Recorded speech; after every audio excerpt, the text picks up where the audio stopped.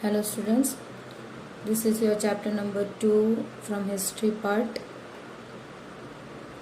Your chapter 2 is from trade to territory.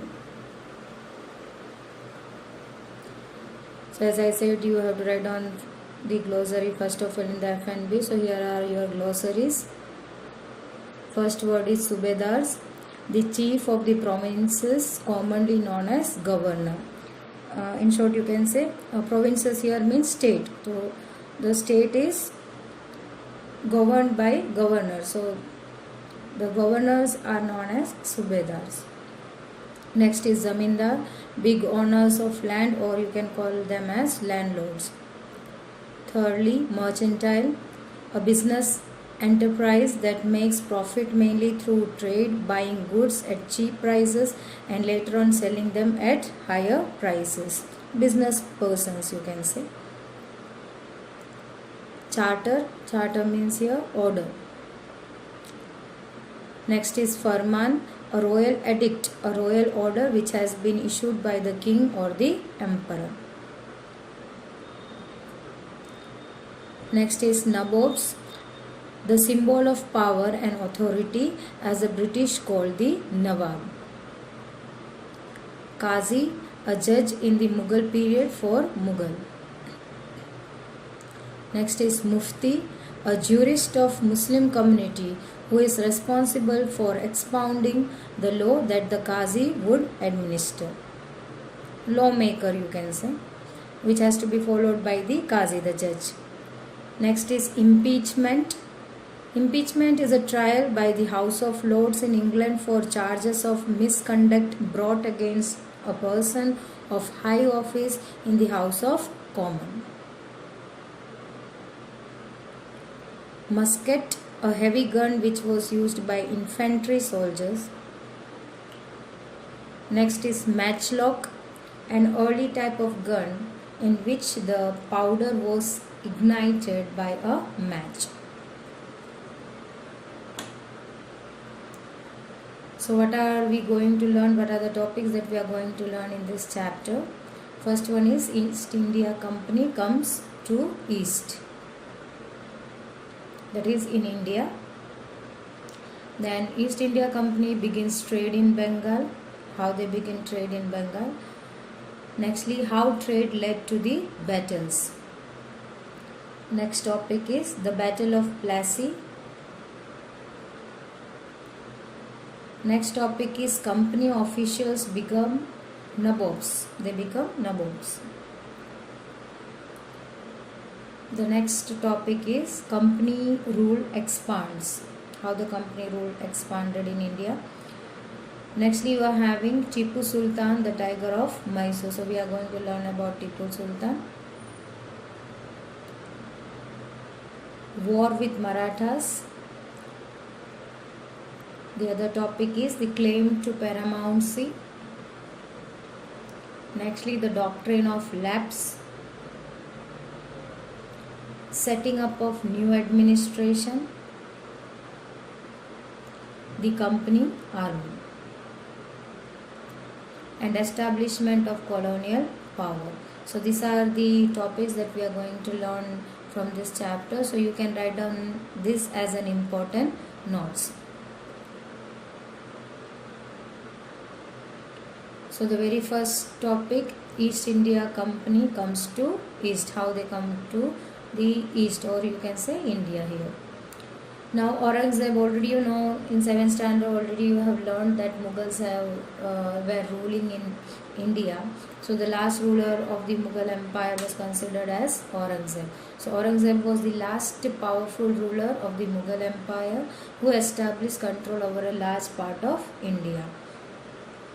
That you have already covered in 7th standard. After his death, that is considered as in 1707, Delhi no longer remained an effective center of power because Delhi was the capital and the center of the Mughals. From there only they were ruling the other part of country. So Delhi now was not having any power, or it was not considered as an effective center of power.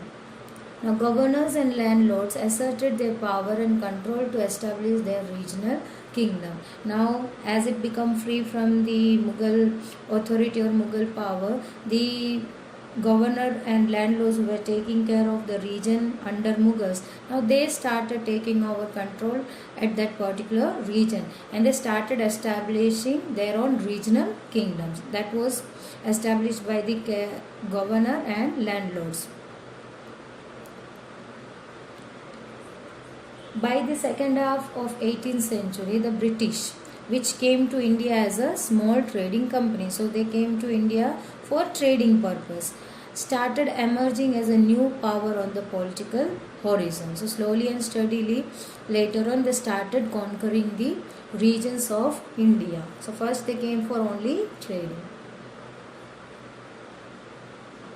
Now in 1600, the East India Company acquired a charter. Charter here means order. Now order from whom? The ruler of England, and that is Queen Elizabeth I. So what was the order?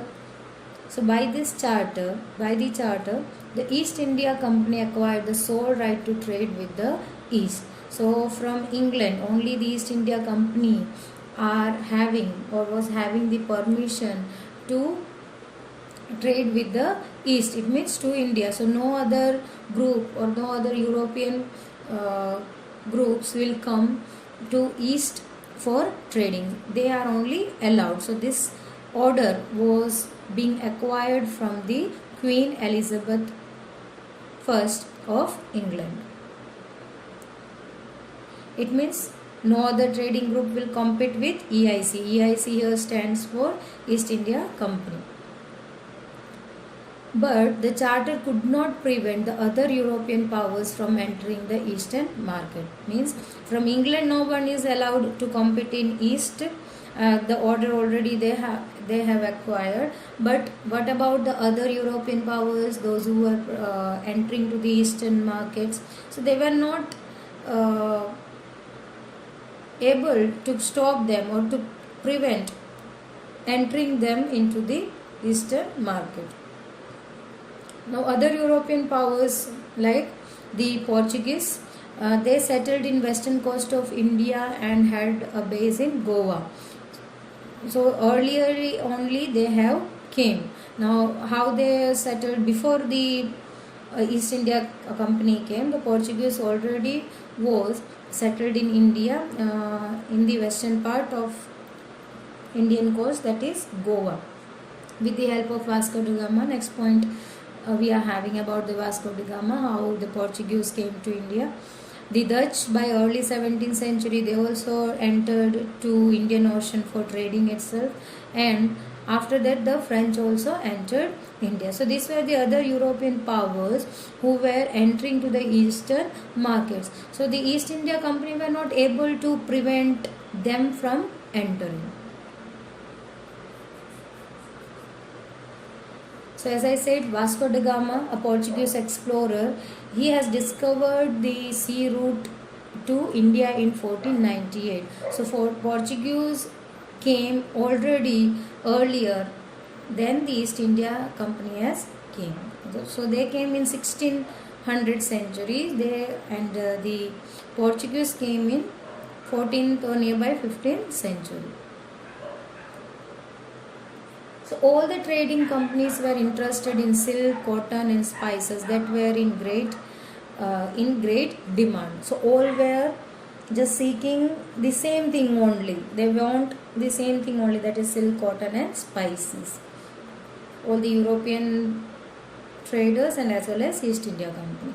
So competition among the European companies pushed up the prices and reduced the profits. So what happened when each and every group needs the same thing, then the commodity price automatically increases. So their motto was to purchase the goods from India in cheaper rates and to sell them in their own region in higher prices.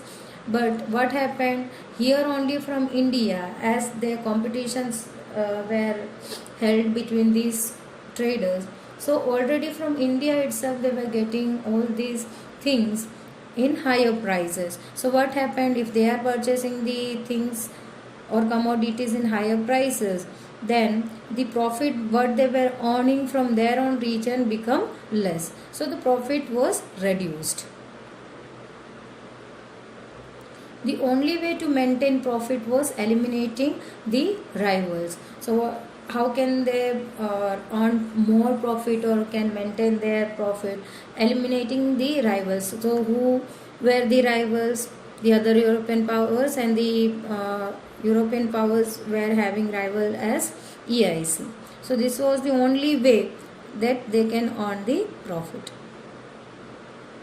Now how they did this? How they eliminated the other powers?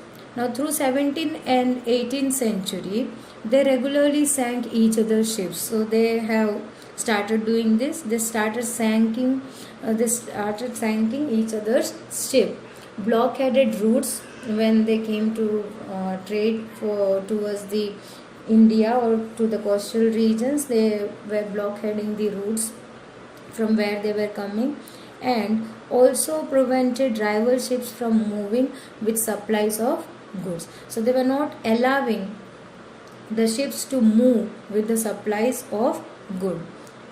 So this is how they stopped each other. Now trade were carried on with arms, and trading posts were protected through fortifications. So trading, now they started doing it with the arms, with the protected number of soldiers, and that too also on arms. So on the basis of arm they cannot do anything. And the trading post from where do they trade, that was protected through the fortification. They were fortifying the regions. So nobody could enter without any kind of permission where a fort has been built or fortified area it is.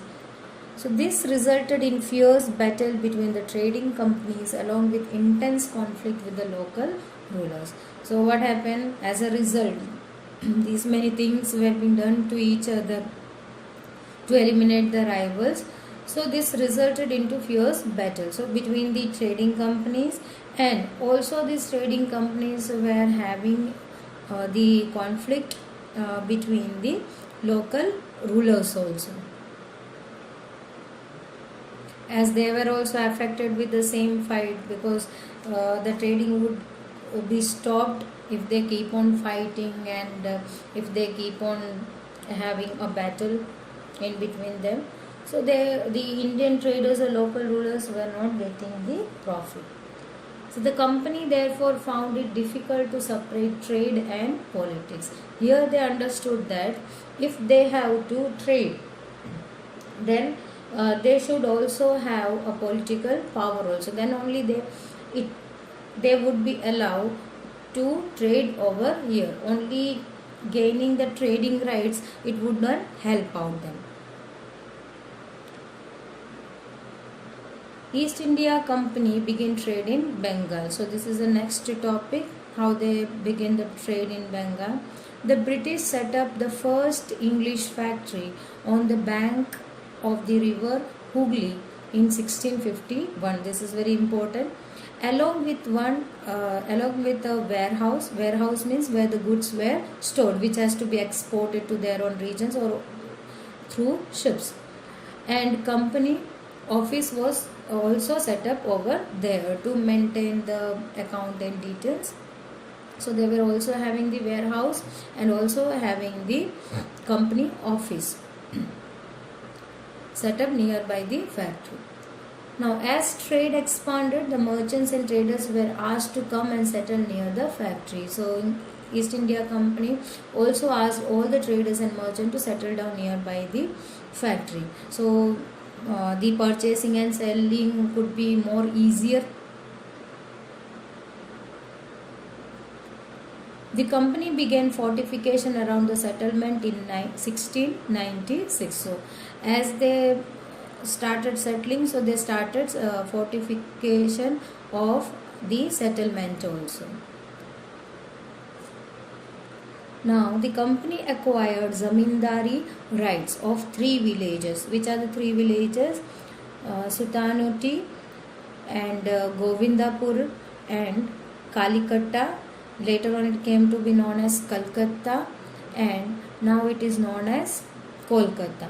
So in 1698 the company has acquired the zamindari rights. Now how they acquired the zamindari rights?